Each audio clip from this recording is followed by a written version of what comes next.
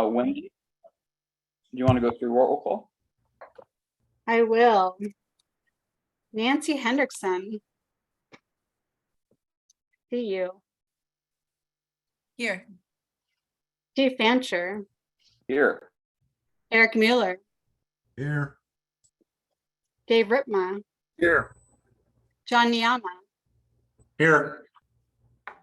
Shirley Craddock indicated she was not able to attend. Lori Stegman indicated she was not able to attend. Ann Gravitt. Here. Corky Collier also indicated he was not able to attend. James Allison. James Allison is here. I apologize, folks. I'm having a bit of a busy day and I need to eat my lunch. So if I turn off my camera, it's just because I want to save you the experience of watching me eat. Didn't you eat yesterday? Come on. I did, but I'm not a boa constrictor. I eat that infrequently. I can eat that much, but not that infrequently. Mary Helen Kincaid. Here, but I want to know what you're having for lunch, and if it's good, send it over.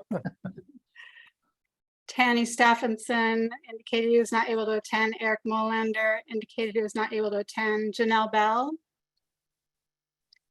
Not heard anything from Janelle. Ed Washington. Here. Bob Salinger indicated he was not able to attend. We have 9 board members. Thank you all for making a quorum. Thank you, Wendy. And, is it appropriate to welcome Nancy Hendrickson as your newest member of the board? Welcome, Nancy. Thank you for not only helping with MCDD for years, but stepping up to the urban board. Thank you. Thank you for welcoming me in. Happy to serve. Welcome, Nancy. Thank you.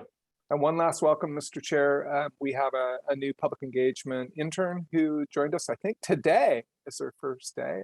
Bailey Langley is on the line with us and will be helping Evan and her team engage the public and inform you all about what your constituents are thinking before you make big decisions. So welcome, Bailey. Thank you for your support this summer.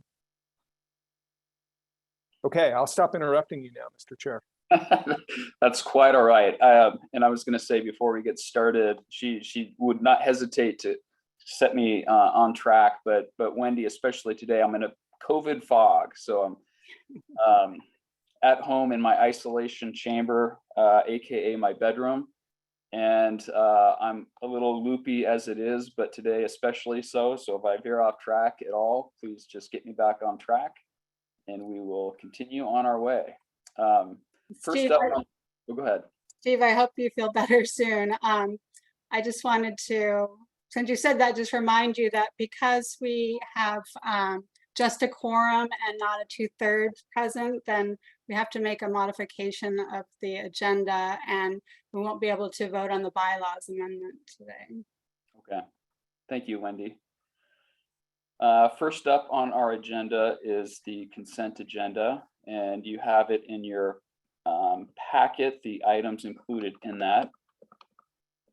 We've got the June 8th work session meeting minutes. We've got the June 20th board meeting minutes, the May finance report, the contracts issued report, the contract status report, the executive director's report, and then the August meeting memo.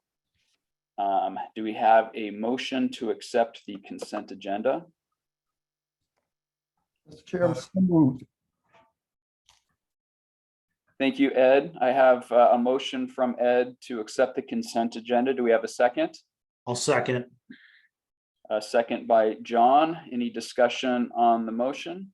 Mr. Chair, I just wanted to clarify what are the motion is going to approve the, I guess, updated or revised or whatever we want to call them, corrected minutes that Wendy sent out this afternoon, or from Bob versus the version that was in the original packet last week. Is that? Thank you, Eric. Thank you for that reminder. Yes, my assumption here, and we can go back to the original motion to clarify. My assumption is that we are approving the modified, corrected meeting minutes that were sent out latest, and that went out earlier today by Wendy. Ed, was that your assumption in making your motion? It is now. Thank you. How about the second? Yes, second. Okay, so we're clear, we're accepting the modified, and thank you, Eric, I meant to mention that. Any further discussion on that motion? Just one point of information for the board. Really, the only two things you are required to vote on are items A and B, and the rest are informational items. And we discussed this as a team recently, and we'll make your future agendas clear on what you're actually voting on. Those other items are informational items. They don't require votes, but we include them in your packet to save time during your meetings. Wendy, did I get that correct? Yes, and stay tuned. Okay. Thanks, Jim. Any further discussion on the motion? And hearing none, I think with the consent agenda, we're going through roll call. Is that correct, Wendy? No, we're able to do a voice vote on that. Okay, let's do a voice vote then. All those in favor signify by saying aye. Aye. Aye. Aye. Any opposed?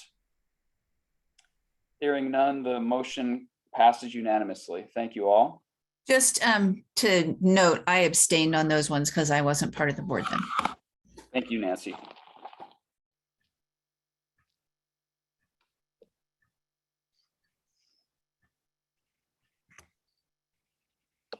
Okay, next up on our agenda, I'm going to turn it over to Colin for the EcoNW contract amendment. Colin, are you ready?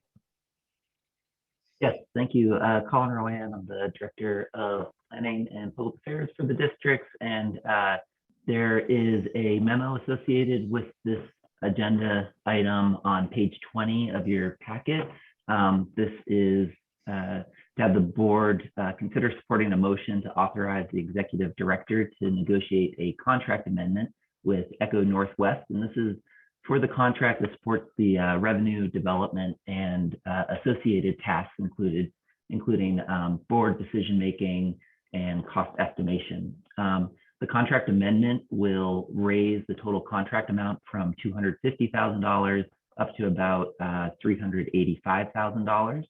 And just a few notes that wanted to provide in addition to what's in the memo, and then open it up for discussion and questions. That this work is associated with a cost increase that is budgeted in your fiscal year 23 budget.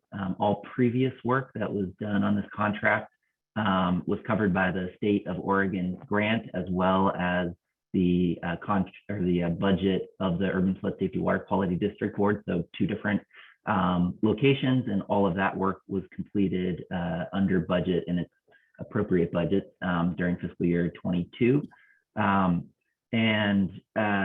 Just a quick note that the ECHO team has made great progress on the overall scope of the work. And this work has delivered a fully built model. They've also performed extensive work on revenue options, our utility design, nexus mapping, and then work that expands on the existing tasks.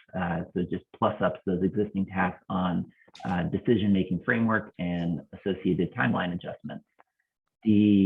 Over the last 9 months in doing this work, staff with the support of the contractor has identified the need to expand upon the existing tasks of the budget, including support with program design, cost estimation, as well as the decision-making process.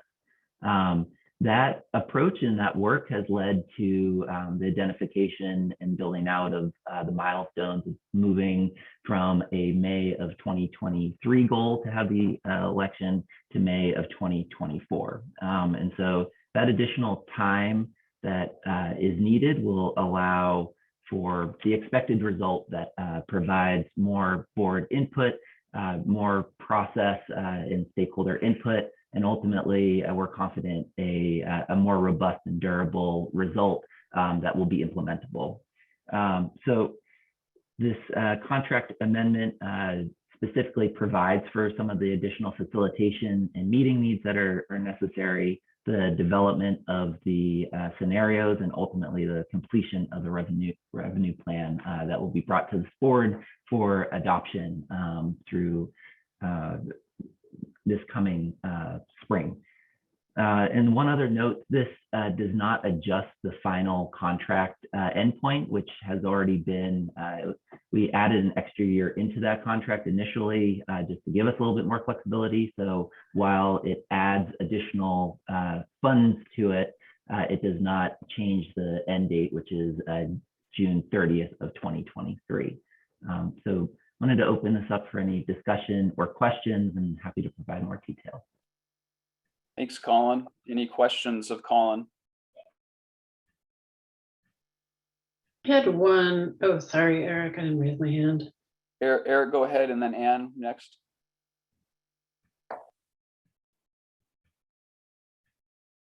Still Eric, muted. Eric, you're on mute.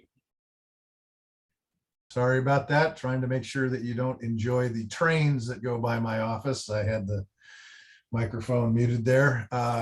Colin and I discussed this earlier today, and I expressed to him my frustration because I felt like that whereas he's assured me that Echo Northwest has done lots of great work, I feel as though they haven't delivered the model that they were expected to in the first phase of the contract. And I've been assured that they have been. It's just that it's doesn't have any numbers in it. And so in any case, I expressed to him that I'm not thrilled about extending the contract because I'm dissatisfied with what they've delivered thus far. He and I fundamentally disagree, and that's all well and good. So anyway, that's my dissatisfaction with what's proposed. This might be a good chance after, at the end of the item, to talk about paths forward to try to get better aligned there. Ann, go ahead, and then Nancy, and then Mary Helen. Well, I had a very small question, which is the reference in the memo to something about the amendment was to create a technical advisory committee. I thought there was a technical advisory committee. Why are we now creating a technical advisory committee? And that was, I'll take a close look at that, but you are correct. There was a technical advisory committee created, and that was additional work that has been supported through the ECHO contract and their subcontractor. So I think that was an error on my part in drafting. So I apologize. Okay, thank you. Nancy?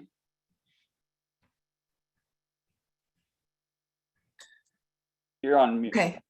Yeah, just anyway, yeah, thanks. I know I'm new to the party here, but I have been following this since we were discussing, well, what kind of governance shall we have? So not new in the work.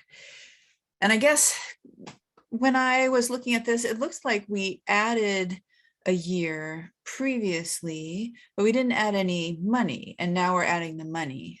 Is that right, Colin, the way you explained it? Yes, the intention was to have a working revenue, basically an adopted revenue plan last month, June of 2022 in our original plan, and then that would give us 6 to 9 months to actually implement that. So in our conversations, working with the board, an additional process that was needed, we extended the endpoint, which is the election, which was May of 2023, out to May of 2024. And then a number of milestones were added and adjusted because of that. And that would be to have an adopted revenue plan March of 2023 to meet that May of 2024. So, and this is additional funding to allow for that process to take place. So this additional funding, I just want to be clear, this additional funding covers an additional scope. It's an expansion of the existing scope. So it's not, sorry, but it's not new scope. It's sort of plus upping the existing scope that we went into the contract with the ECHO with. Okay. And then so it's not, yeah. So it's the expanded scope, and therefore you need expanded money. Makes perfect sense to me. But I wondered if you could elaborate on what Eric said we have the model, but we don't have the numbers. I guess maybe if you could respond to that, that would be very helpful. Thank you. I think that's a really great point. One thing that we can do as staff is really show the work a lot clearer. And so regret not being able to, the model is fully developed by ECHO, and I think the board should be able to see that. And I think we can work that in with what we've already planned for next steps and kind of building out the scenarios. So that's one thing, is to really show all that has been developed by ECHO over the last 9 or 10 months. The cost estimation piece, or basically the model's ready to go, waiting on us as a board, or you as a board and us as staff, to go through a process to really refine what those scenarios were and put some guardrails on what those cost estimates are. So that is accurate, that there is more work to be done by the staff and board to actually populate what goes into that model. And then we can iterate those scenarios. Mary Helen?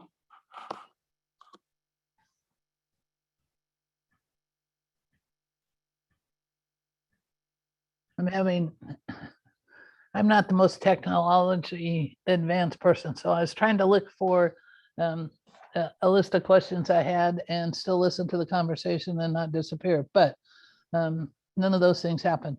My ongoing question or confusion as a board member are echoed in what Eric said, and Nancy, as a new person coming on, as how we can look at what we've done, what we've paid for, and how this new budgetary item affects those things. So I would like to be able to go to, and I know Wendy started a library of minutes of some meetings, but if we could go to like a place where there's contracts that says we have a contract with EcoNW, we paid them X amount of dollars for X amount of things. We extended the contract, they did this, and this is what the new ask is for. I don't have that clear in my head. And I know I've asked this on different other contracts in different situations, and they're not all the same. But with this one, Jim has been very, very good at following up with me and explaining to me questions about all sorts of things. And Keith Hobson and Jim spent time with me saying, these are the contracts. But when I look at the contract report for June, I did not see EcoNW on there, except at the progress report where it says, it's the top one from February 27th. So I just don't know how to connect the dots, or if I should, but if I'm going to vote to extend a contract and spend money of the landowners, then I need to be able to say, we did this and they've already done this for us. I mean, Colin, I trust you, and I have no question at the skills that the staff follows up on this. I just would like to be a responsible board member and be able to understand how I'm voting to spend the money. And I don't have a grasp on that. And if you can tell me that, pull it together in a report, that would be helpful. Or tell me I'm just not tracking things right. We definitely have project management tools in place that have progress on different tasks, and also illustrate where this additional funding would be going. I think I would look to some others as far as where the board's interface is supposed to be on some of those things, but I think we can definitely share all the tasks that have been completed, and then where those tasks, where additional meetings, additional requests of time and energy have been made of the contractors, and where they'll be able to provide that additional support for the board. Ultimately, this is supporting your decision making, so we want to make sure that you have all the information that you need.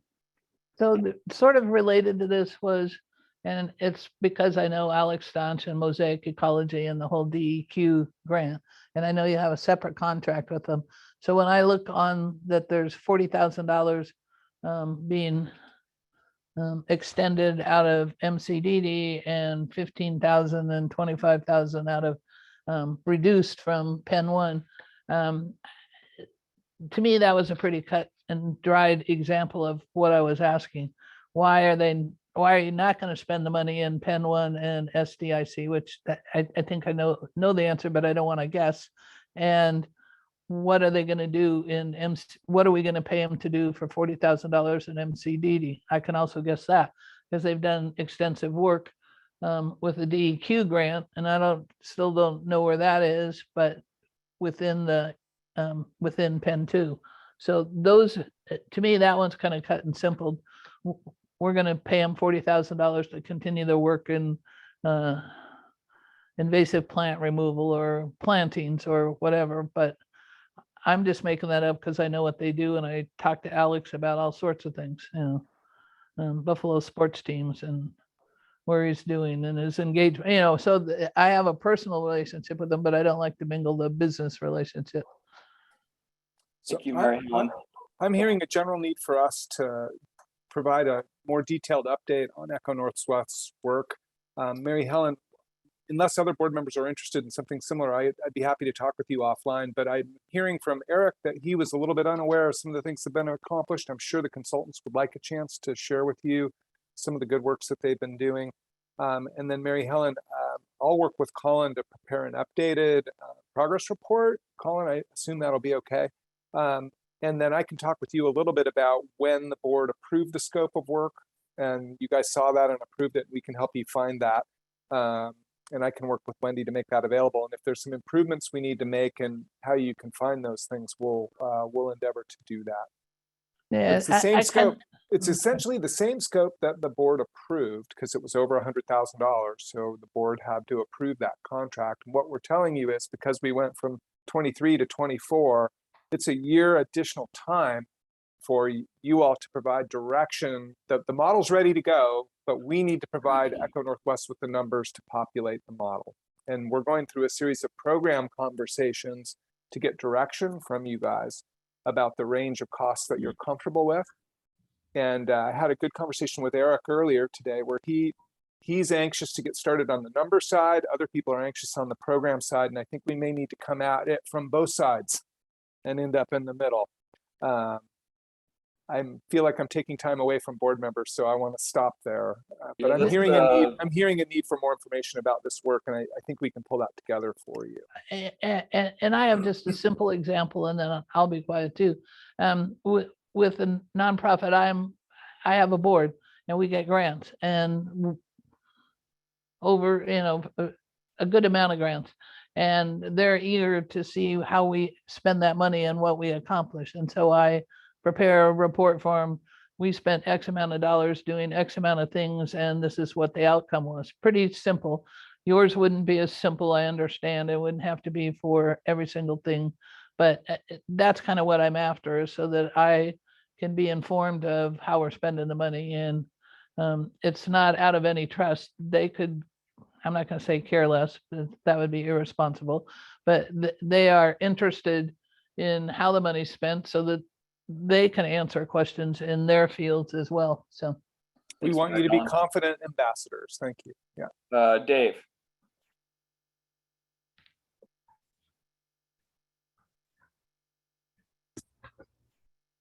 I was, first of all, I welcome more information about what EcoNorthwest has done and will do.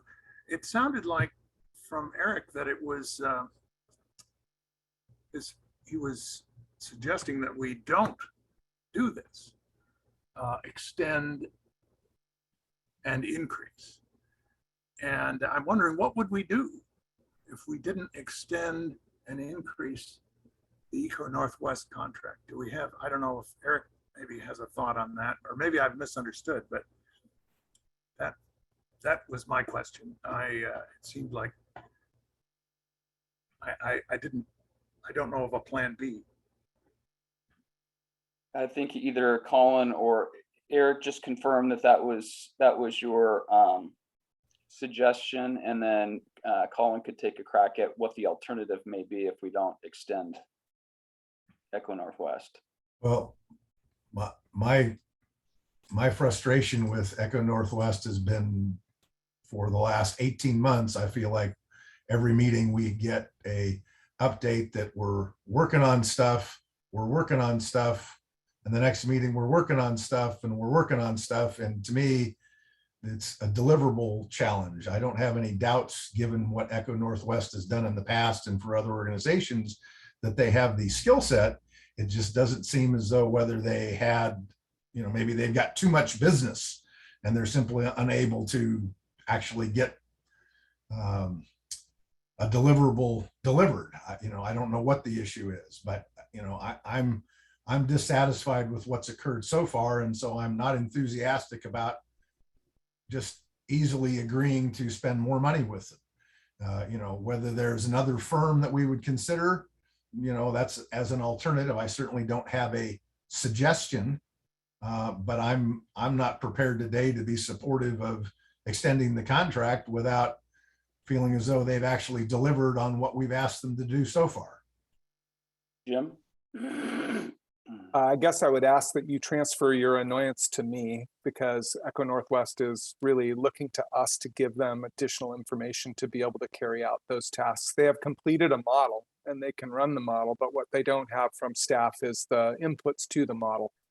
And that's the series of program presentations that we have teed up for you over the next couple of months to try and get direction from you. But Eric, as you and I talked about this morning, you're anxious about knowing what the cost impacts are of any programs. And so we have a little bit of a chicken and egg situation where we need to develop programs and we need to understand the cost impacts before the board can make decisions. That's reasonable. Our current path is to inform you about where we are today with our programs, where we see the gaps, and where we see opportunities for improvement beyond the gaps over the next several meetings. And then as a result of that feedback, bring you some costing. It sounds like there may be a desire among at least Eric and a few other board members to start also thinking about what are the limits of the costing while we're also doing the programs, and try and come at it from both the cost and program development status and move at it towards the middle. But Eric, that's what I'm recalling from our conversation this morning. I may not be characterizing your thinking accurately, and I want to make sure that I do. I certainly have more to say on that topic, but I know there's several other folks that have been waiting patiently, so the most important message I want you to hear is Echo Northwest is waiting for me to give them direction. So if there's a problem with delivery, it's not on them, it's on your staff. And I feel like it's really important for me to be accountable to you for that, because they're awaiting direction from us. So I just feel like it's important for you to know that. And if we need to change that direction, I'm very interested in hearing from the board about how to move that forward. So thank you, Eric, for speaking up about your frustration. Thanks, Jim. Let's go to James then. Thanks, folks. I'll try to be brief and coherent and not state the obvious too much. So just to tell you, 25 to 50% of my job is managing professional services contracts for the city of Portland. Right now, I've got a dozen, approximately $500,000 price agreements and task orders with consultants. And so the way I think about this is a couple of things. Most of these task orders get amended. We extend time. We uncover new deliverables or subtasks. We have to look back at the assumptions that went into the fee. So this is standard work. We do get concerned when an increase is over 25%, which this is. But I guess what I'll say is, I wouldn't be surprised if the deliverables we have to date were the best deliverables we could have identified at the time, as well as the activities that went into those deliverables, the assumptions, which usually means number of meetings, presentation, memos, those sorts of things. And so I would just offer to the board to kind of keep in mind that change is we're all in the business of moving things forward, but a plan is not an outcome, and that we have to manage change. To the staff, I'll just say it'll probably help people to say these were the deliverables in the contract, they were met, and where they weren't met, it was because we added activities or sub-deliverables. We recognized that the assumptions that went into the effort weren't quite there. And I think at that point, we'll be able to come together. I'll also say, I think maybe two last things, one of which is a lot of times, again, this is our first cut at it. We articulated what we could know at the time, and it's the subsequent deliverables, the refined deliverables that are the end product we're looking for. And then lastly, anytime as a city that we add time to a task order or a contract, it automatically adds money, because there's just the nature of continued coordination. The consultants need to have time for that coordination, whether that's refreshing deliverables, increased meetings, getting again at refined scope. So all that's to say, let's just try to look at the deliverables. Did we meet the contract? Where we didn't meet the contract, how do we need to document that? And then what's the next phase to get to Eric's point, which is we really need a good product that we're going to adopt eventually. Sorry for being a little long-winded. Thanks, James. Anne?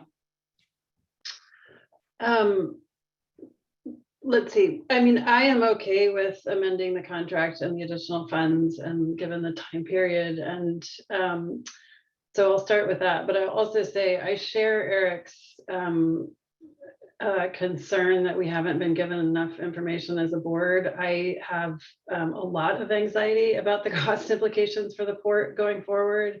It still feels like a giant mystery and uncertainty, and it's an extraordinary, potentially extraordinary cost. Much of what I'm saying I have shared directly with MCDD already, so this isn't news from the port, but I just want I want Eric to know he's not, while I don't have frustrations directly with the work of Echo Northwest, I share your concern and feeling that we haven't been given enough information yet to start to make some assessments and decisions and information sharing back with our own employers and who we represent. Thank you, Anne. Nancy? I appreciate what everyone said both so far. All of it makes a lot of sense to me. I felt when I read this memo in our packet, it did seem pretty clear to me that we're extending time, we're extending tasks, expanding tasks, I guess. And so the money made sense to me.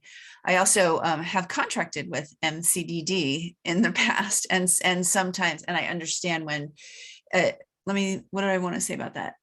What I know from that experience is the staff, they're not willing to spend more for the same thing, right? So it's got to be, if there's more money involved, it's because there's more that's happening. So here, as we're, so I'll just throw that in the mix. And as we're setting up for the elected board, I guess, to take over for us, I actually heard this from Mike Jordan several times, like, you want to know how much it's going to be, but then what are you doing for that cost? And the drainage districts turning into the urban flood safety water quality district, there's an expanded scope. And I think that's what you meant, Jim, when you were talking about the programmatic pieces, particularly in the expanded scope. I think we, compared to the current drainage districts, that's in the statute, I think we need to be able to spend enough time on it in enough scenarios, I guess, to have, there will be some iteration, right? It's like, well, we have to do some more of these things. So what does that look like? Oops, that's way more than we can handle. So what does it look like if we ratchet back? I think there are going to be some iterations, and I feel like that's what we're in right now. Like, if Echo Northwest has a model, but they're waiting for us, like, are we going to give them a number or a series of scenarios or things like that? And I think that's what this is going to pay for. So I think it needs to happen, but also interested in hearing more. Thanks, Nancy. And before I turn it back to Colin and Jim for that, I want to hear from Eric. Well, I guess I would just say that I've probably unfairly hijacked this agenda item, since it's really more focused on, the existing contract and expanding it. by hijacking it over my larger frustration over understanding some of what Nancy just mentioned in terms of understanding some of the parameters. I think I would agree it is an iterative process. And, you know, if we've got a model, or Echo Northwest has a model that they can plug some stuff into, I think it's going to be important for the board to have some understanding of some initial scenarios. And so some of what I talked with Jim about earlier today was, okay, well, we need to have whether it's a straw man or whatever you want to call it, a proposal put forward to say, here's, we spend 15 million kind of in the current traditional drainage district operations costs. We now have these expanded mandate, additional programs that we need to have. Let's add money that we want to have as an estimate for some of those programs. Also, we need to add in the capital replacement that the traditional drainage districts have not been investing because they've been focused on trying to help keep the cost to the landowners down, which is a desirable goal. We need to get all of those pieces added in together. And if that brings us to 25 million, then we need to plug that number in. Because if we decide, okay, well, we're going to spend, for program costs, $250,000 to provide the public with information regarding the cultural history of the territory in the managed floodplain, one of our expanded duties. Well, that may be a very acceptable program objective, and that dollar amount may or may not be the right number. We might decide that dollar amount is fine because it only adds $5 a year to people's bills.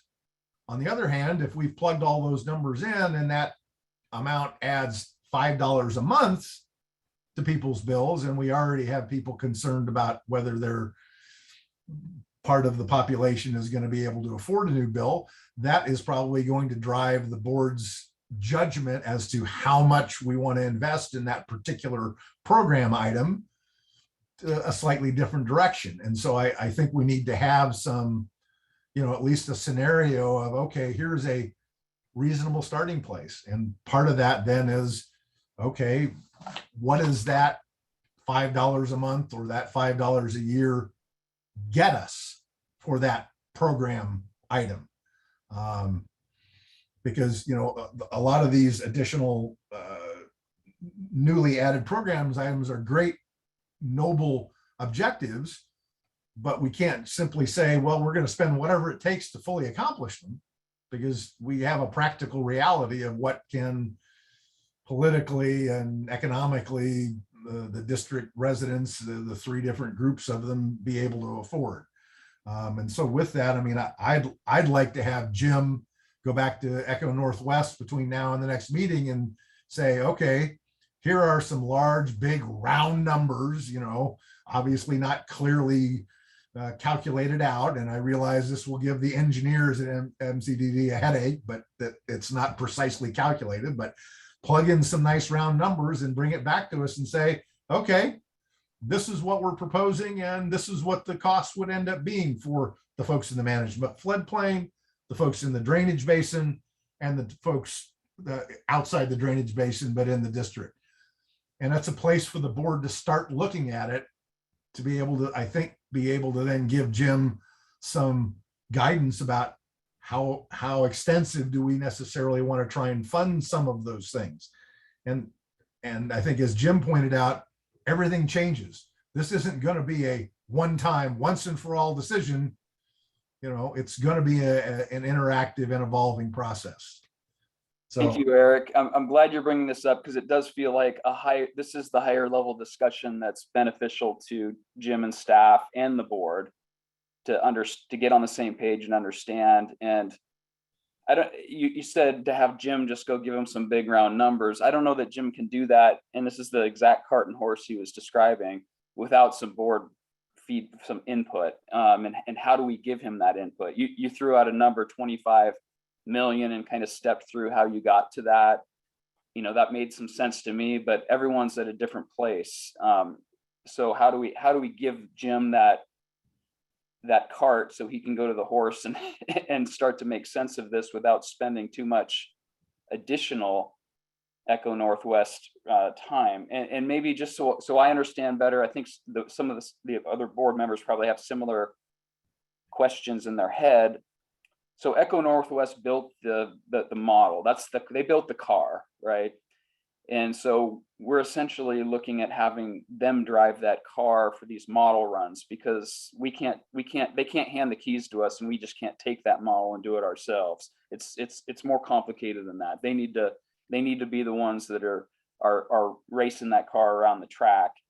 And what we're trying to do is determine, does it make sense to extend this contract enough to give us the lap runs we need to make sure we get all the answers that we need, so that we settle in the right place as a board. Am I on track there, Colin? That's correct. And the process that we laid out last month about having a series of presentations that were focused and solicited input from the board are going to be used in connection with some expert advice from Echo and the subcontractors to actually populate those numbers. I think what is very clear, I want to thank Eric and everyone's input on this, is that there needs to be a much clearer description of exactly what has been done.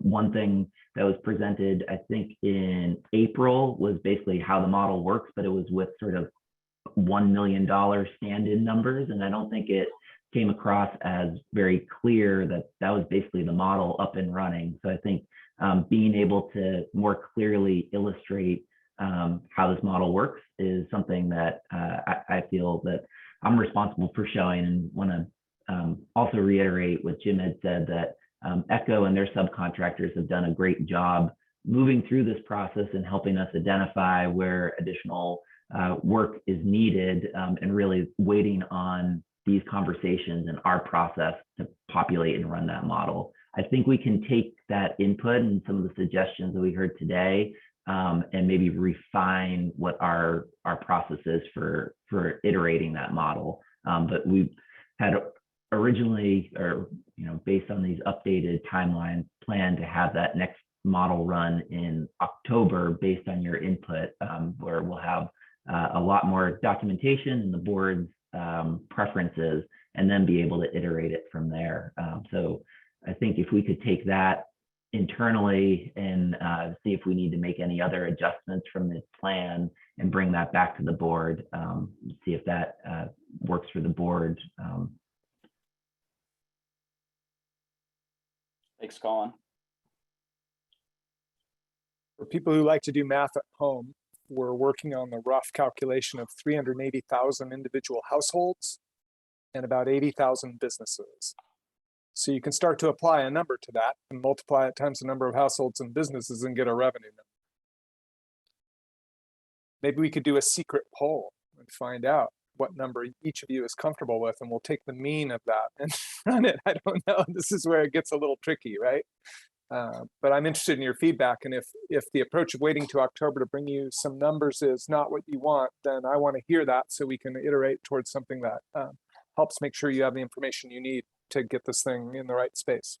Is it a number you need though, Jim, or is it a range? Is it, I mean, if we had two numbers and it was the bookend. I think a range is probably going to be easier for you all to cope with, right? Because it's again, the interim board is to create space for the elected board to go do the actual detailed planning that's going to result in the actual budgets and the actual project proposals. We don't have the revenue to sufficiently do that. So what we're asking for you to do is give us in large number or large pixels, if you were, sufficient revenue to complete the watershed plan, to complete the cultural history program startup, and to engage the community in how we're going to do that, right? And so we need enough space in that revenue model to be able to pull that off, but we don't have enough revenue or staff now to really flesh that out because we're running the existing districts and we only have $1.5 million in the line of credit from the city of Portland. So we can't get to the details without the revenue, and we can't get to the revenue without the details. And so we're— Yeah, I gotcha. It does. I mean, not that we can work this out at this meeting, but it does feel like that lower tier number, the bottom number, if we're starting with 15 million in operations, we know we need to add for capital replacement. We need to add for these new programs. You're at a minimum 2025. Can we, I mean, that seems obvious in my mind. I think the other thing for people to keep in mind, and it's easy to forget because we haven't been spending time with you guys on this, it's been mostly the legacy boards, is that if we're successful with the PMLS project and the federal share and the bond measure, that we'll be putting upwards of $175 million worth of capital into engineered solutions to strengthen the levees and to upgrade the pump stations, right?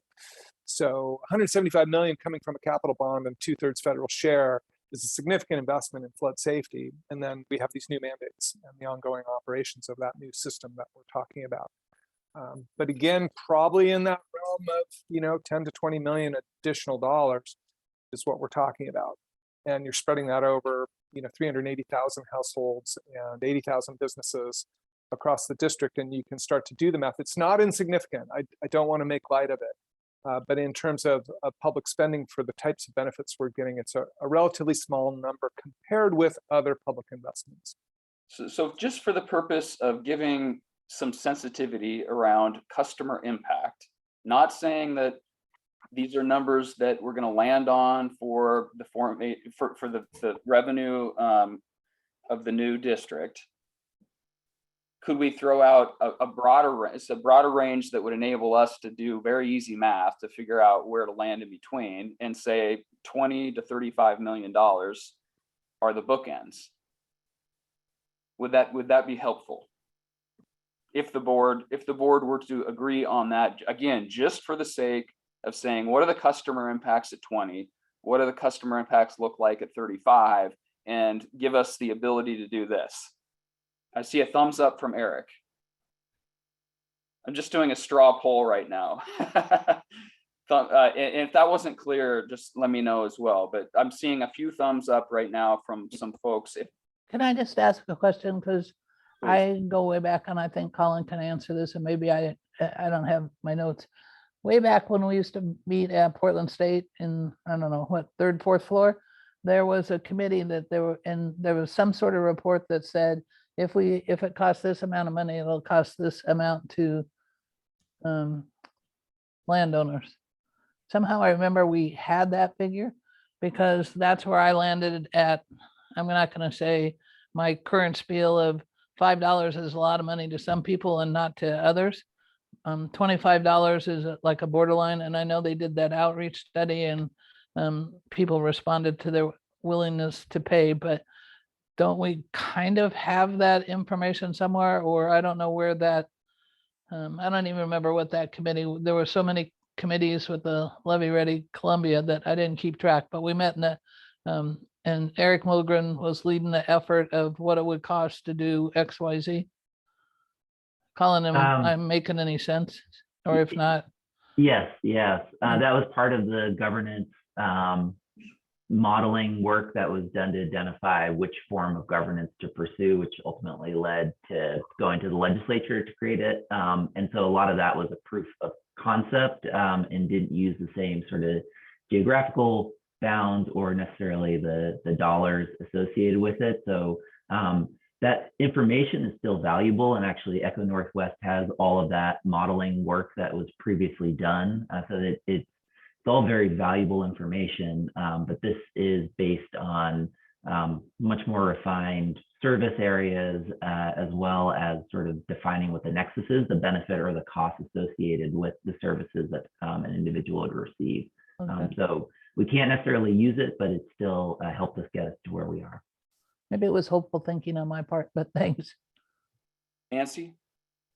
Thanks. Steve, I support your proposal. I think those are fine bookends. And I guess I was just wondering, if the legislative solution wasn't going forward, what would it cost all the landowners to pay for it themselves without the wider district? And I guess that's it always seemed to me like that was an impossible ask. And so whatever that is divided by 2, and that can be the upper bound, and I have no idea what it is, but without doing all that math, I like your suggestion, Steve. And recognizing that time is of the essence, I do want to just reflect back to the process that was laid out last month, which was to solicit some specific inputs from the board. There's and the cost range, say it is 25 million to 35 million, based on, you know, our realization that our current costs don't support all the work that we need to do, and we're going to have a much more robust set of projects to operate and maintain, as well as the new mandates to meet sort of modern level of service expectations. Going through that process and talking through some specific things like emergency management, the connection between flood safety and environmental projects really will give us a lot better information to put into the model, especially around what tiers or who would be paying for it. There's certain things that can be the full district, all of Multnomah County within the urban growth boundary. There's certain things that really can just be the existing managed floodplain. So having those kind of 2 more months of meetings and conversation will then be able to pick up something really close to what Steve is proposing, and have some of those bookends, guardrails put around it, and have, I think, a much cleaner model that has taken all of your input and probably has less guesswork or extra iterations to try to get through. So just one tweak on that, if we could go through it, that could benefit us overall. Thanks, Colin. And I'm going to get to Eric and Ed, but I do want to do a time check because we have a guest speaker.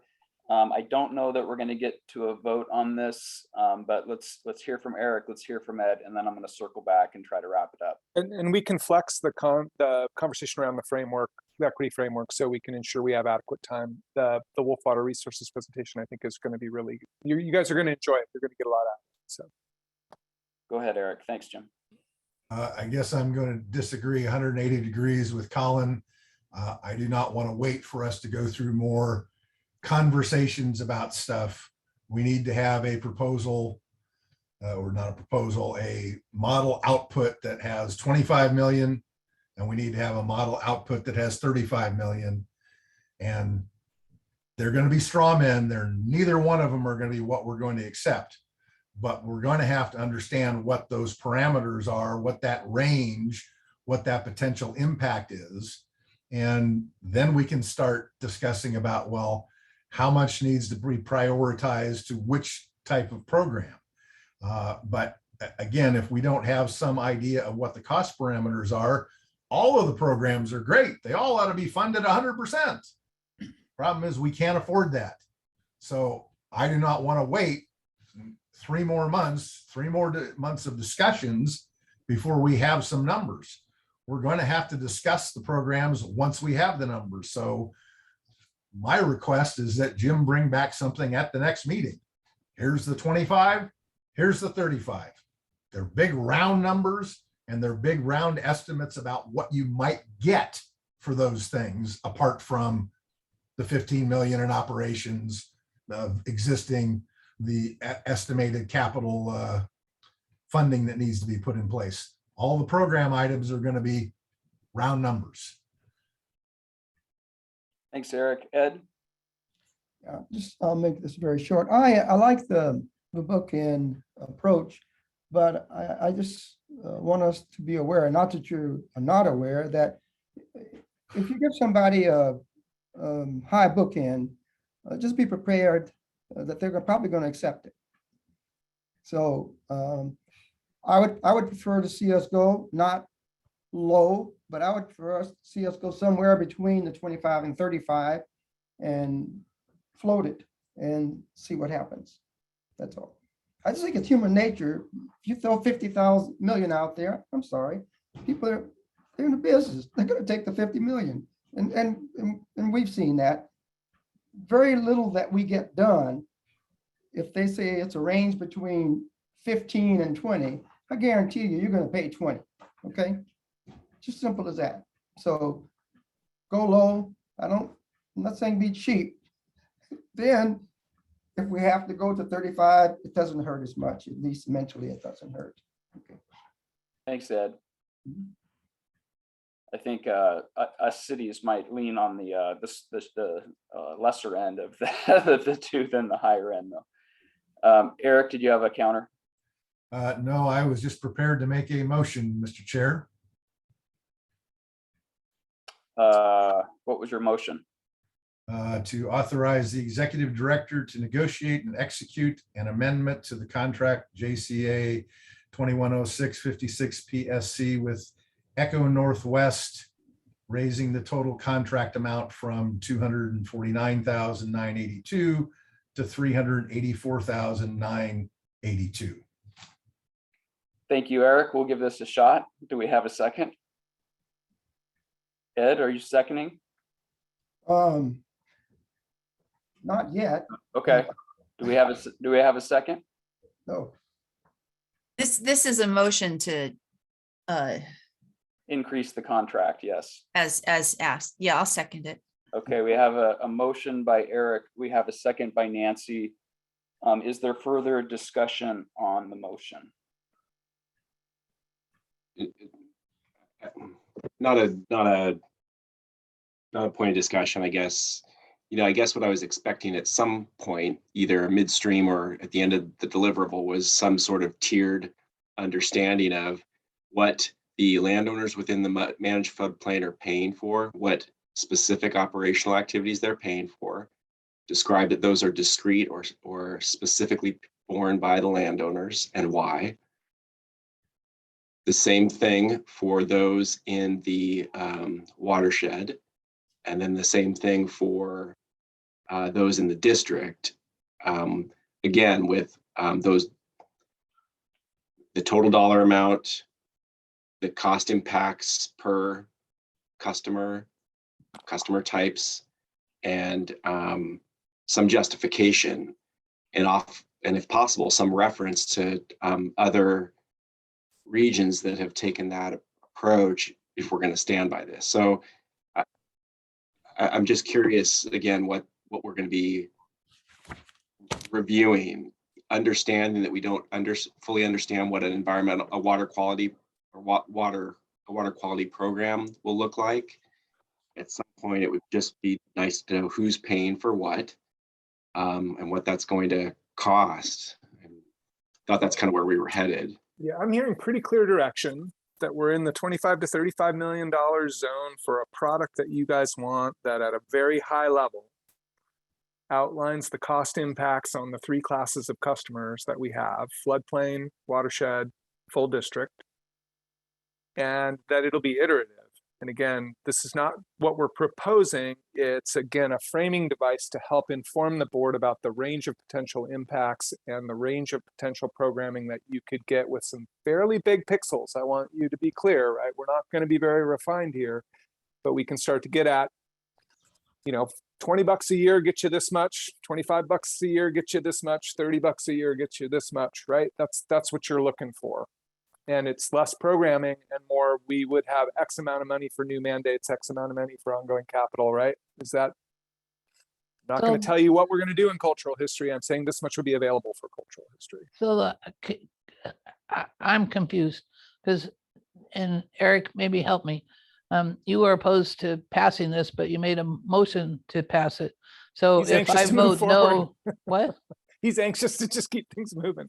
So no, I understand that. So if I vote no, that means we'll do all the things that James Allison suggested, because that's not part of the motion. Or help me on what my yes or no vote would. A yes vote allows happen. us to continue to work with Echo Northwest at the expanded scope. And I think that's an independent decision of what I'm hearing clearly is that there are members of the board, and it seems like there's general acceptance that you would like something from your staff that provides some broad cost impacts at the $25 to $35 million range. And we can do that. And that's independent of the contract amendment, but So related because we need Echo Northwest to do the additional modeling work down the road. I'd like to hear Eric's motivation here. Because I support not voting for it until we get all the other parts in place that you've mentioned. But if I vote no, I don't know what happens. It's clear that we're going to need Echo Northwest to continue to do the work that's been described. as I mentioned earlier, I basically hijacked this agenda item to get up on my soapbox about what I'm frustrated about. It doesn't change the fact that we do need this contract amended so that they can continue to do the work. And so what I was trying to do is say, okay, let's do that. I think myself and many others have made clear the kind of information we're looking for, and we're going to have to get that one way or the other. But I don't think that is mutually exclusive from getting the contract approved and going forward. And since I was the one that was doing the most complaining, I thought it was best that I be the one to move to approve the contract. That was my motivation. Thank you, Eric. Okay. But just to be clear with you, if you didn't see the chat, we need all of you to vote yes, or this motion fails. And it's fine if it fails. I think your staff recommendation is please approve it. And I think we've heard loud and clear from you that you're expecting some new deliverables from me and the staff about the range of potential cost impacts on ratepayers in the new district. And we'll bring that to you. I don't want to commit to next meeting because it's coming really fast. And I may want to have some additional conversations with staff and with you, Eric, and Tanny, and a few of the others of you who are really helpful on the finance end. But I can commit to bringing it back to you certainly in September and potentially at your regular August meeting. But I want to do a little bit of reconnaissance so that I under promise and over deliver. But I like this direction. I feel like giving me a bit of a sideboard on the top end and low end of the costs really is helpful at this time, both internally and externally. So I think it's a useful exercise. Any other discussion before we? Mr. Chair, Roll Mr. Chair, call? Yes, Ed? I'm sorry, I had my hand raised and you probably. Sorry. Yeah. Could you please ask, I'd like to ask Eric just to go over those numbers, the small to the top, one more time for me, please. The numbers in the motion? Yes. Mhm. I just was reading off of page Okay. 20 of 48. And so if I misspoke, that's my error, but I was, it was to raise the total contract amount from 249,982 to 384,982. What's outlined on that page. That's fine. That's That's all. what I intended to say. Whether I did say that or not, I don't know. That's okay, Mr. Chair, I can support that. So I just wanted to make sure that I understood it. Thank And you. I think it's worth noting that this is going to be on a task order basis. So there's no guarantee they're going to get that money. It just provides us the opportunity within the contract to pay for work delivered as a result of a task order, right? So it's not a guarantee of payment. Yeah, it's a time and materials contract. Okay, one last call. Any other discussion before we do a roll call on this? Not seeing any. Wendy? Nancy Hendrickson, Vote yes. Steve Fancher, Yes. Eric Mueller, Yes. Dave Ritma, Yes. John Niama, Yes. Ann Gravitt, Yes. James Allison, Yes. Mary Helen Kincaid, Yes.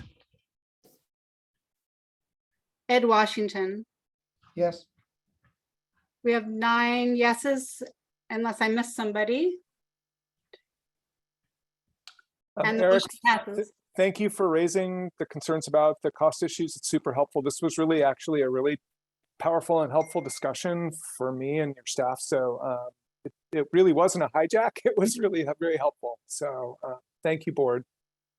Thank you. I completely agree. I think this was the kind of discussion we need to get into with the board to make sure we're starting to understand how this works.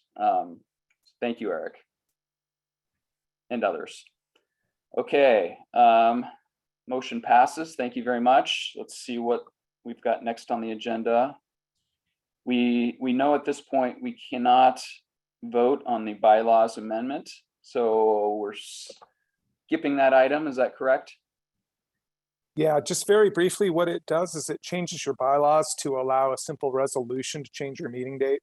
And we're changing, Wendy, I'm not going to get this right, but could you give them a change? And it's going to begin in October. assuming we can get a majority or a super majority in here to vote. And I think we're going to be able to. So we can discuss it at your September meeting. We'll reschedule this for a vote in September. And at 1 changes the bylaws, and then 2 passes a resolution to change it to that third Thursday instead of the 3rd Monday. So going forward, if you wanted to change your meeting day, you wouldn't need to change your bylaws. You would just need to pass a resolution. But we did want to make sure the board had a role in changing meeting dates because we don't want to disenfranchise anybody unless the majority of the board decides they want to do that. So that's why we ended up with the 2 votes. Thank you. So at this time, should we move on to Carrie's presentation? Carrie, I'm going to mispronounce. Misspelled on the agenda, there's an N on the end. Sandeman, yeah. The changing landscape of floodplain management. Carrie, take it away. Yeah, and actually my piece of this is pretty easy. We'll just take a collective deep breath after some really big board work and recognize that we're going to be changing gears here. So hope everybody can come with me along that ride. But as I mentioned, my piece, so I'm the environmental program manager for MCDD, and I've been working with the new district project team to prepare for the August 3rd presentation on the flood safety and environment program concepts. And what I'm here to do today actually is introduce Marjorie Wolf, who I think you'll be very excited to hear from about the changing landscape of floodplain management. So I'll hand it over to her in just about a minute. But I want to give her a quick introduction. Marjorie is the president and founder of Wolf Water Resources, which is a water resources engineering firm based here in Portland. She is a licensed professional engineer with over 20 years of experience in the Northwest, and she specializes in how water moves through floodplains and channels, as well as how local, state, and federal floodplain regulations affect that same water bodies. And she's worked with many of the local floodplain and stormwater managers, municipalities that y'all are representing and or in our region. And so we're really lucky to have her here for this conversation. So what she's going to do is talk about the state of practice in managing floodplain areas, like our managed floodplain in the district, and how the philosophy and practices in that have changed over the last 40, 50 years. And I think what you'll see within that is a focus on integrating multiple objectives and multiple mandates. And so that's why we wanted to bring this to you. ORS 550 and the mission, vision, values gives the new district multiple purposes, multiple mandates to achieve. And so we want you to be aware of what best practices so that you have the foundation for those upcoming program concept conversations. And yeah, so there's no decisions from this section. This is educational. I think it will really relate to the future conversations about infrastructure that addresses flood safety and the environment that you'll hear more from me about on the 3rd. But right now it's just a time to ask questions and get an understanding of what the state of practice is around these issues. Marjorie, you can take it away. There you are. Okay, and please you should be able to share your screen and run your slides. I'll share my screen and just hold on a moment. I'm going to get set up here. I also want to apologize in advance that there may be trains going by where I am as well. So this is on the changing landscape of floodplain management. And as Carrie mentioned, I'm Marjorie Wolf, and I've been working in both the public and the private sector on floodplain management and engineering over the last 20 plus years. And also really on that intersection between water quality, aquatic habitat, and floodplain management. So everything from like FEMA contractors to, and providing for development to stream restoration and wetland restoration. And our firm just completed the largest floodplain reconnection project on the Columbia River just across from you at Steigerwald. So I can talk a little bit about that as well. So I'm going to focus in on the integrated floodplain management, which just goes beyond, as Carrie said, not just reducing flood risk and managing assets, but adding in these complementary benefits to a floodplain management program. And many of these are already on your docket in terms of things to deliver. The agenda for this presentation is broken into these kind of 4 basic buckets of floodplain management: natural and beneficial functions, blue-green infrastructure, impacts and offsets, and integrated projects.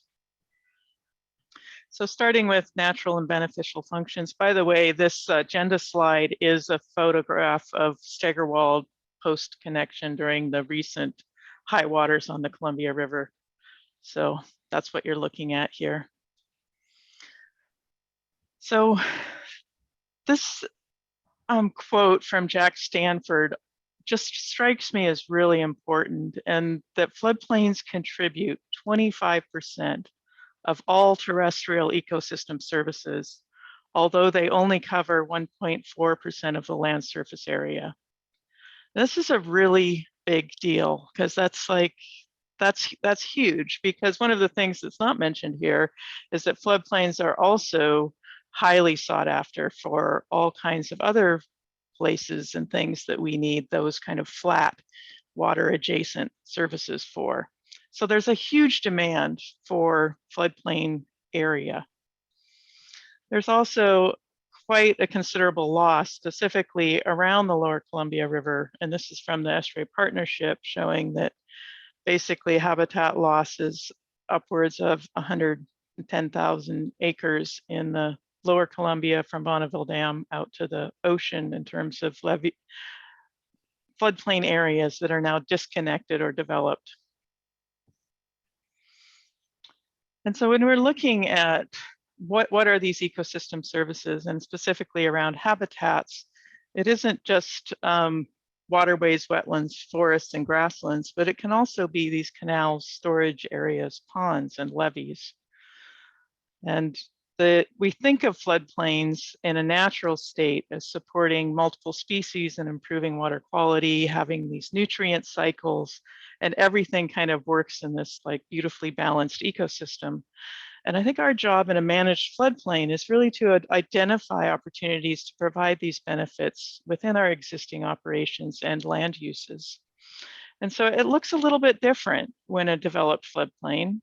And this is an award-winning example, and how it might be that we're providing a lot of those ecosystem benefits and water quality and habitat, but we're also including people in that equation, and the benefits that are offered to residents and recreation and multiple uses. So when you're looking at floodplain habitat, it isn't just the amount, it's the diversity and the connectivity of that habitat that's important.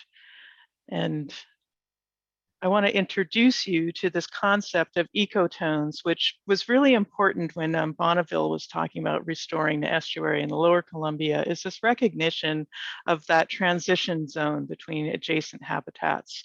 And it's really these kinds of transition and edge habitat that you all have kind of an opportunity to kind of up the game and up the value of these areas, because you don't own all of the landscape in the floodplain. There's a lot of other uses and competition going on here, but there's pieces on the margins where we can get really advanced benefits. And so as I was preparing for this talk, I walked out there on the levee and just took this picture among many. And so what I'm seeing here is not just a flood safety levee, but there already are opportunities for habitat, recreation, water quality, and climate resilience in what's being offered here as flood control infrastructure. So it's how can we really maximize those additional multiple benefits around the infrastructure that you already have and the infrastructure that you'll need to replace and maintain. So what is that infrastructure? What does that look like in terms of expanding what we think of as infrastructure for floodplain management? This is another quote, and that's just kind of points to the changing nature of my work in engineering around infrastructure and management and floodplains.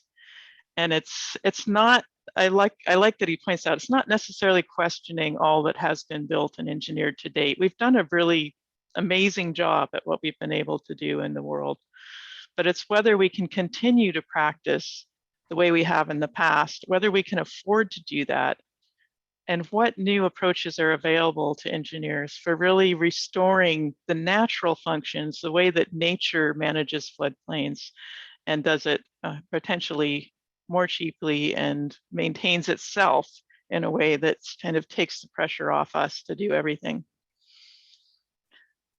So the traditional infrastructure that I'm comparing to this kind of past practices, this is Multnomah Falls, and there's a reason why those places are being abandoned. It's because they cannot the cost to kind of hold the river back here exceeded the benefits of industry at that location. So it's about this concept of hardening and holding the line. We want the water to stop here, and we want to have everything else to be dry and reliable and dependable. And we want it so that's the single purpose concept of your land has an industrial use or residential use or a parks use and no other use. And increasing the cost to kind of build and maintain the infrastructure around that, and the increasing risk of failure. And that has to do with a lot of uncertainty and definitely changing, climates changing. We are seeing bigger floods. We are seeing more frequent floods. And so what does that mean in terms of risks and costs? And that's what it's really about, engaging nature to help manage the risks and the costs of floodplain management. So blue-green infrastructure is built on the green infrastructure I'm sure you're all familiar with. I know that, the city of Gresham, for instance, has a lot of these kind of advanced green assets to manage stormwater and treat stormwater for water quality. Blue infrastructure is really that drainage network of detention basins, ponds, waterways, canals, wetlands, everything that kind of gets that water from that flows into the managed floodplain, eventually through and over the levees. So blue-green infrastructure is just this concept of connecting those benefits, connecting those pieces of infrastructure at all scales across the basin. And it functions not just in terms of moving the water, but kind of managing the volumes through infiltration, evapotranspiration, and also accommodating that storage and attenuation.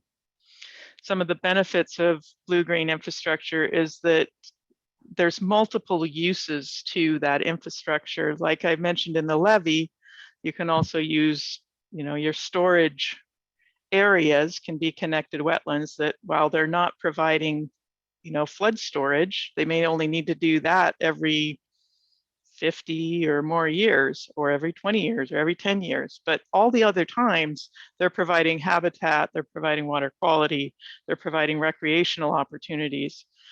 And so we're looking at those additional benefits, and also the concept of really treating and conveying water across the urban landscape from when that raindrop hits all the way to, in your case, the Columbia River.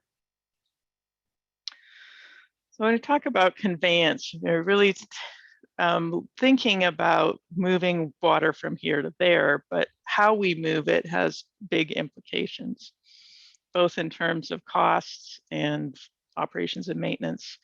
So this is just straight from my engineering textbook on how to design channels for the efficient movement of water. And that is where we get these trapezoidal channels where we can build these canals. They're very, very efficient. It is not how nature moves water. And so one of the things that we do when we have straight trapezoidal channels is that they need to be maintained. because basically nature is kind of fighting that form. It wants to be a little bit wider, it wants to meander, it wants to like spill over the top of the banks. And so the more we try to constrain that, the kind of more it's going to cost us in terms of operations and maintenance. It may be most efficient in terms of, you know, space though. So that's some of the things that you give up.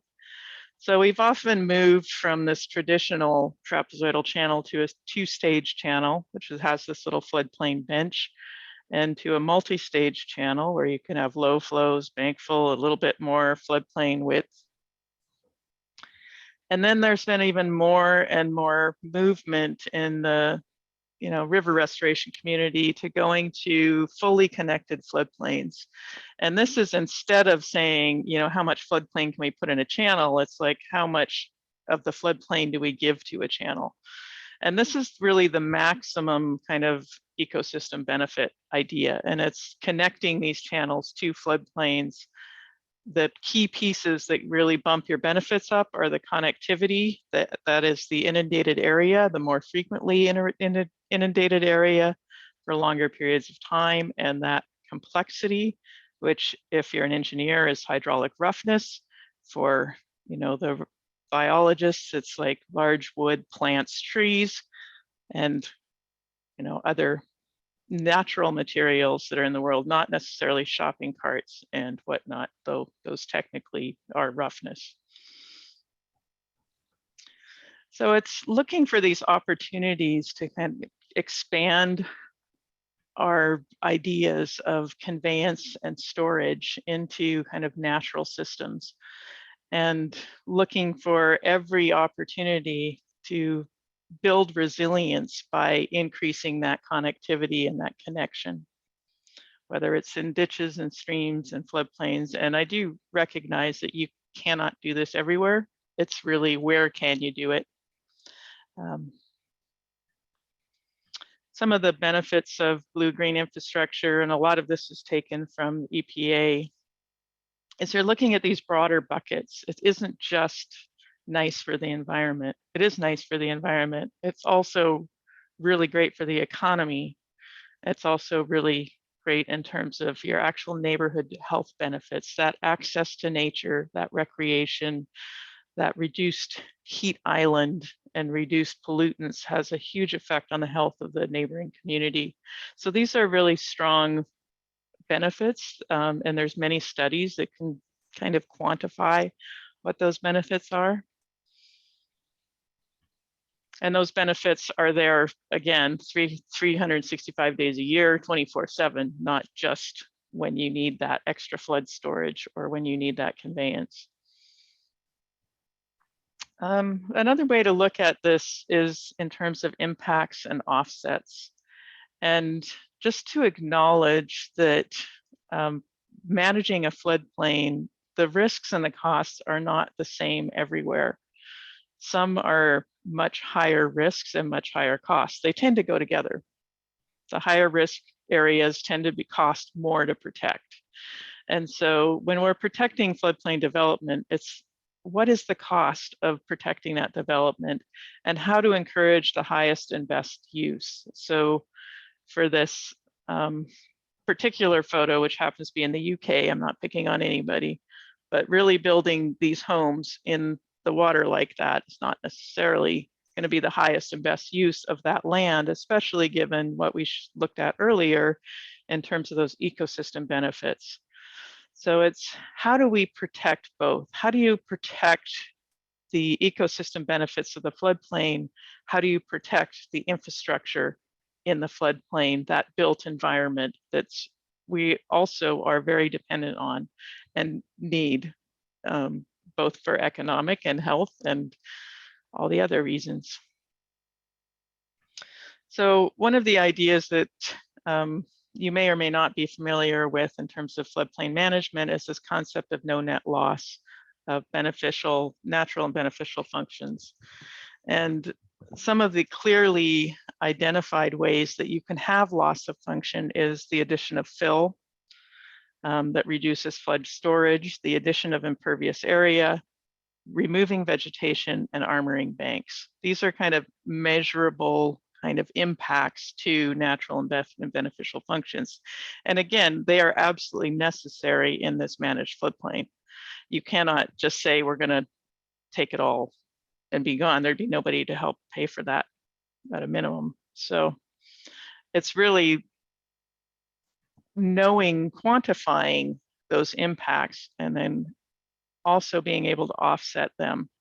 So these slides are taken from a floodplain tool that we developed in partnership with the Willamette Partnership a number of years ago, and it's just in an early concept phase, but it did kind of quantify what is the impact of removing vegetation in the floodplain? What's the impact of adding new impervious area or fill to the floodplain?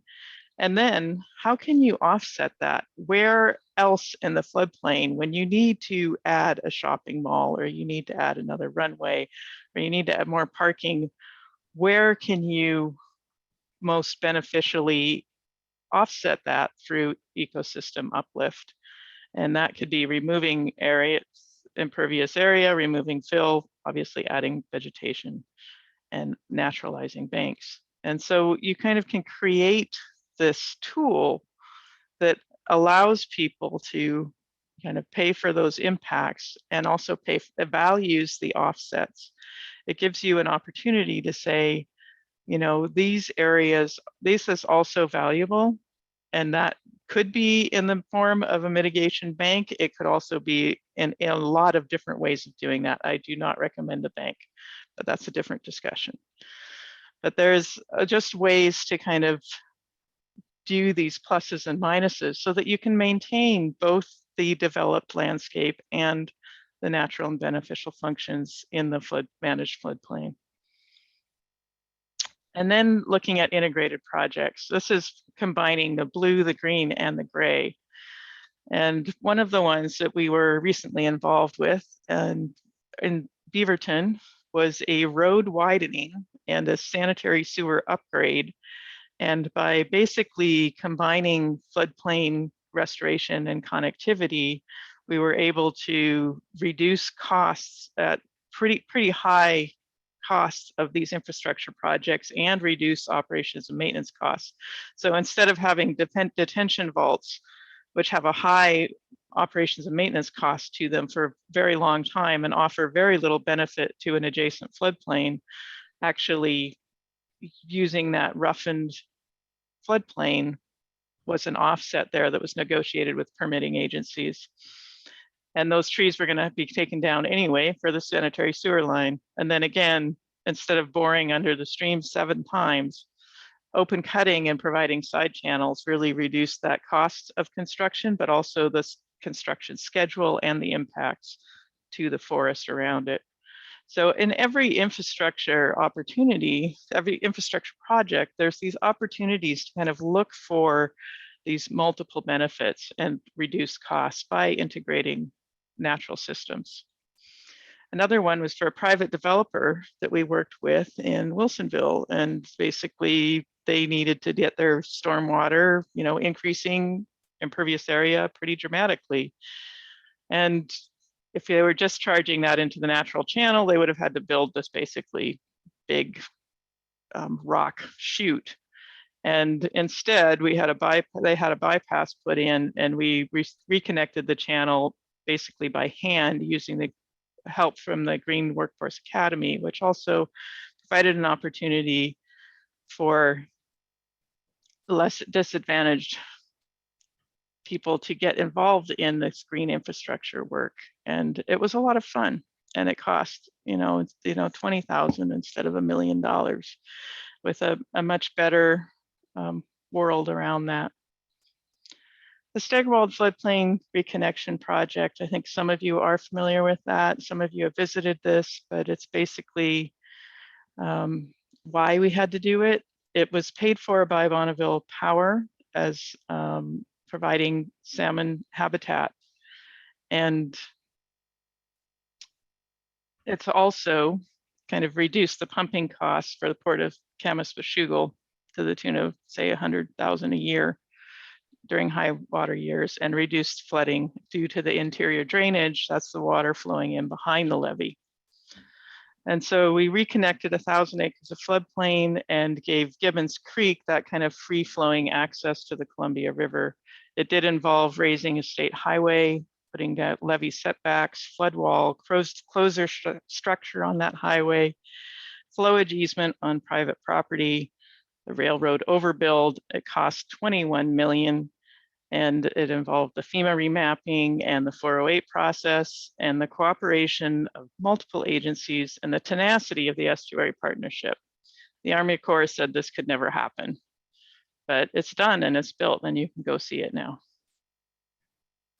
And this is where it is, just upstream of Sandy River Delta on the other side. This is not an area that was being used by development. There was development kind of over in the Port of Kaminista-Washougal. There's also the wastewater treatment plant in that floodplain. Under existing conditions, Gibbons Creek was coming through an elevated canal that got it over the levee. That elevated canal would fill with sediment. It didn't have the capacity for the flow, so it would frequently overtop, and then the Port of Kaminista-Washougal would have to pump all that water out over the levee, that huge cost, as well as fish stranding and flooding wastewater treatment plants and all of that. So very costly kind of gray infrastructure to maintain. And this is the project design, which basically puts a two kind of side setback levees going all the way up here, raising a part of SR 14 here, really restoring all of this area as floodplain, wetland storage, channel, and now the fish can just kind of easily swim from the Columbia up to Gibbons Creek, and the port doesn't have to pump all that water over the levee. Some of the, there was a lot of green infrastructure involved in this project. We basically looked at every opportunity to include green infrastructure, but I'm going to just talk to you about this concept of living shorelines and basically the whole full spectrum and what's available there. And I am very aware of the controversy about vegetation on levees, and we did not want to compromise the integrity of the levee. So we had this levee overbuild, which allows for the vegetation and these trees to be along this overbuild at the toe of the levee. If those trees fall over, basically the roots are not involved in the actual levee footprint that you need to kind of hold the levee. So they're not going to compromise the levee, but you have this tree buffer. And this is one of the flood photos of Steigerwald from the 48 flood. So you can kind of see what the river kind of used to contain in those floodplains on the other side. So we're looking at risk and resilience overall. And one of the business cases for, well, we want to decrease risk, we want to increase resilience. And we're looking at, just like in the blue-green infrastructure place, there's opportunities for culture, economics, and environment when we're doing these integrated projects. And I also wanted to kind of, in another way of looking at this is looking at a natural hazard mitigation. And, you know, as floodplain managers, that's really what we are managing these hazards and mitigating for these hazards. And we have these natural resources, these stream buffers, wetlands, and land cover to work with. We want to provide these benefits of loss prevention, safety, security, public health. And these are the kind of the dials that we can use to kind of make that happen to the best outcome. And obviously these are bigger or smaller depending on, you know, what opportunity you have and what your role is in terms of managing that floodplain, because in the district has kind of just managing that floodplain, but then there's also the cities and the other people who are in charge of land use management. There's a contributing base, and there's all of the people working together to make this happen. You don't have to do it alone. Another way of looking at this is moving from what I would say a drained city, which is really focused on flood protection, drainage, channelization, and moving, you know, kind of under these socio-political drivers towards something that's more of a water sensitive city. And this is very connected to kind of what does your community value in terms of social amenities, environmental protection, equity, resilience, climate change, and what are the functions that you can deliver in terms of managing that floodplain and kind of moving towards some of these additional features that you've talked about adding. So the integrated floodplain management is just reiterating, it's about community well-being. It's about biodiversity and resilience. It's really shifting our thinking around infrastructure from single purpose to multi-benefit projects to multi-benefit infrastructure. It's looking at stormwater as a resource and receiving water as an asset. It's not just rather than liabilities to manage. Technically, it's how can that water be used as an asset and something that adds value as it moves through the managed floodplain. And where can that be providing additional benefits all day, every year? And that's what I have to offer you. If you have any questions, just let me know. I have this also, this little funny cartoon that I stole from someone else's presentation. But I will stop sharing now. And how do I stop sharing? There we go. So that's about all I know in 30 minutes of managing floodplains in this new world. Thank you so much, Marjorie. It's good to see you again, as usual. Does anyone have any questions for Marjorie? Excellent presentation, by the way. Thank you. Colin or Carrie, any final words? Again, these are the types of things that I think we can start to think about as we're trying to implement the new mandates. And I want to remind you that the initial board's job is to create the revenue structure that gives us the ability to complete a watershed plan, cultural history plan, those other things. So the specifics will emerge after your service is over, unless you're planning to run for one of the board seats, which we would welcome. And again, what we need from you all is the adequate revenue to complete the planning and project designs necessary to implement some of these things, but we're a long way off from selecting those. This is the direction we're headed. Did I get that right, Carrie? Definitely, and this is, you know, responding to, and hopefully would have thought of it on our own, requests previously to share what our best practices. You know, we've been talking about integrating best practices and how we envision the activities of the new district and how we envision, you know, not only what we currently do, what our gaps are, how we meet the new mandates. And so wanted to make sure that you had a solid sense of what we mean when we say best practices. James? Back to you. Yeah, thanks. Thank you, the staff. Thank you, Marjorie, for a visually interesting presentation as well as the content. Just say briefly, this is really welcome information because, you know, as the district expands or as the new district encompasses a larger mission, it'll be interesting to think about the multi-objectives we can bring into our work now. But I do want to kind of put on my Pen 1 hat and my BES hat for just a minute. Nancy can speak to this better than I can, but two things. The first is the city has struggled with floodplain management on Johnson Creek for a long time, and I was involved in those projects where we went from trying to create sort of off-channel detention basins that the thinking at that time in the 1990s, it was ineffective. And so we really moved toward a strategy where our flood management practices had flood management and quantifiable flood attenuation, water quality improvements in that water body, and habitat. That really became our standard. And then Nancy knows this, that MCDD has a history of kind of looking at how conveyance can happen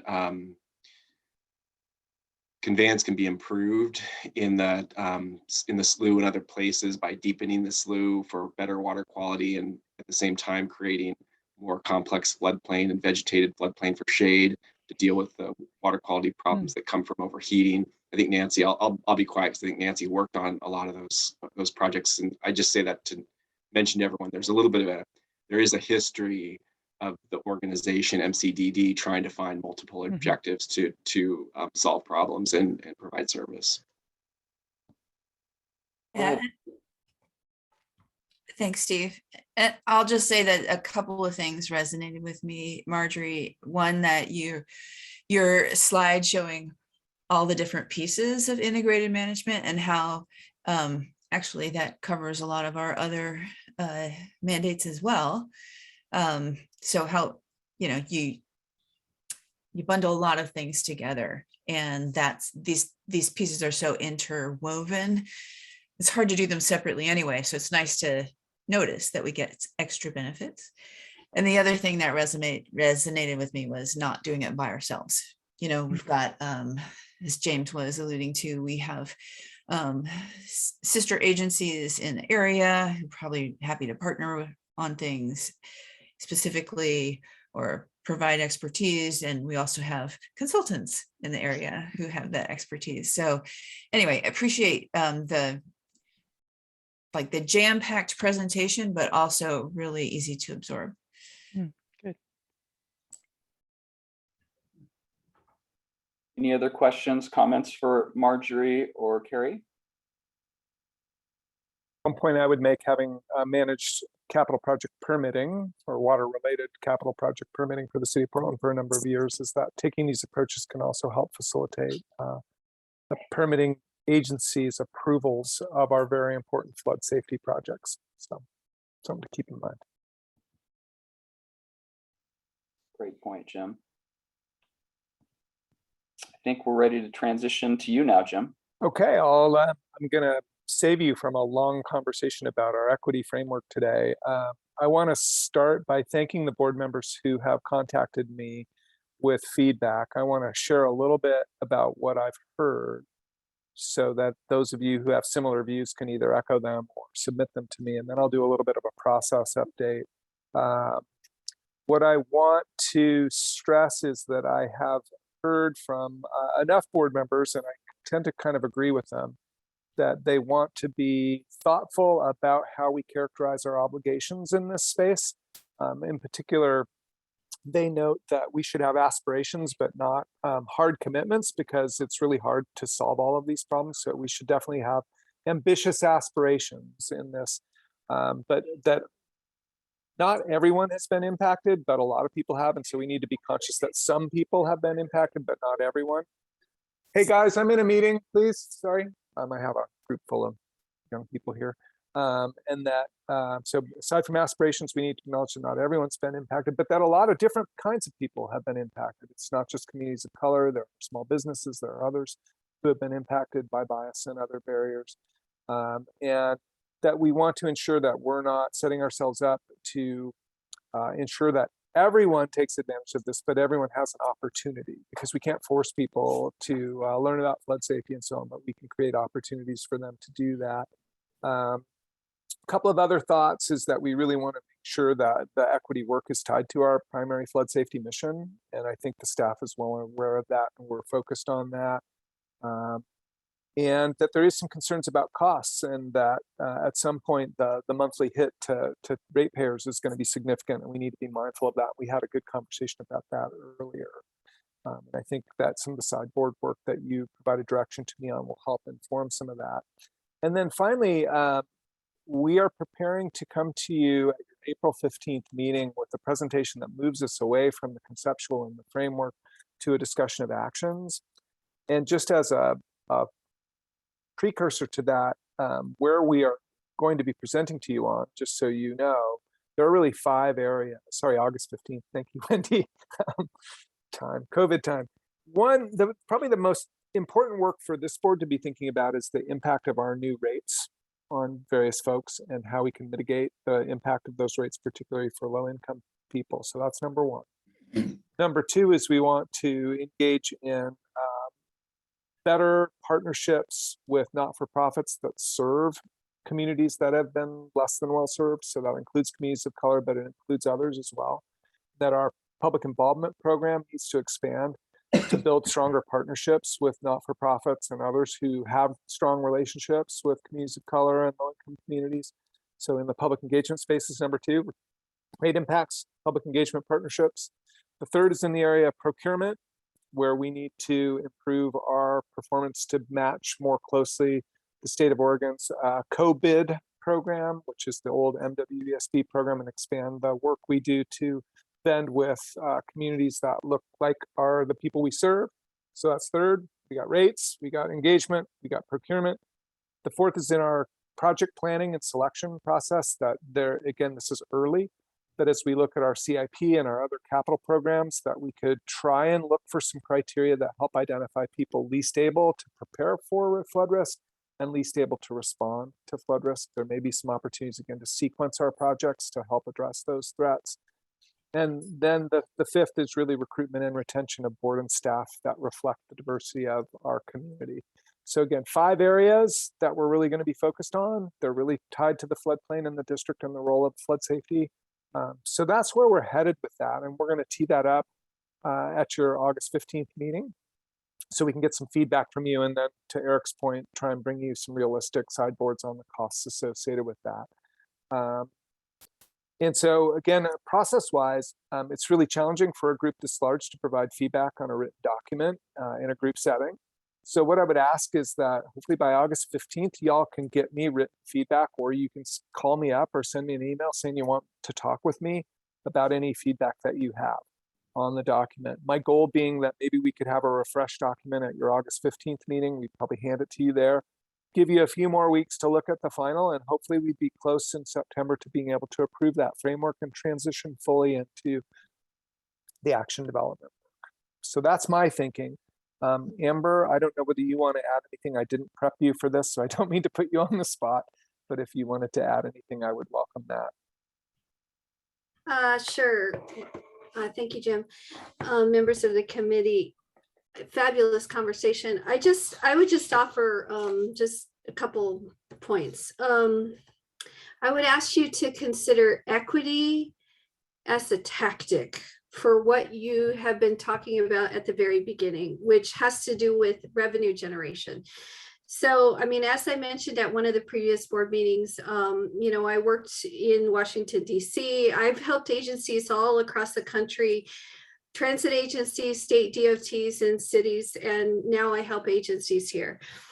And this is a national best practice tactic recommendation, which is if you see equity as a tactic to help you build revenue and generation, those agencies across the nation that have been able to do that use equity as a strategy to build a coalition.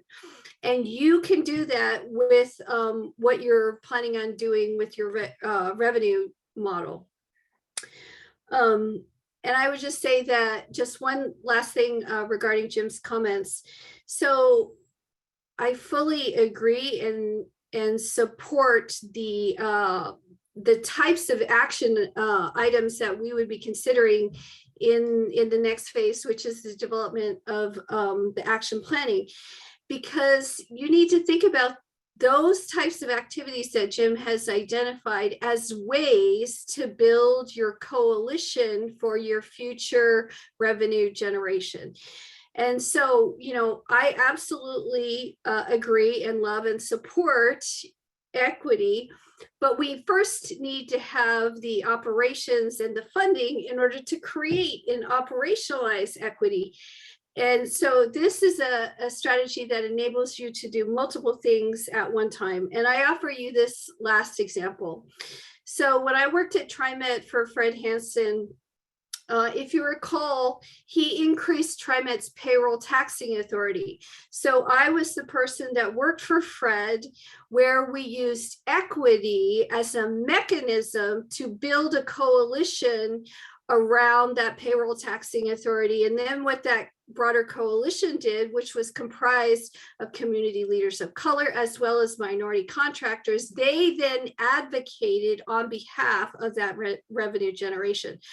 So I would just offer you a different approach and way of thinking about this very work. And I'm happy to entertain any questions. There's multiple agencies across the country that understand how to do this. I can answer any questions if you have any.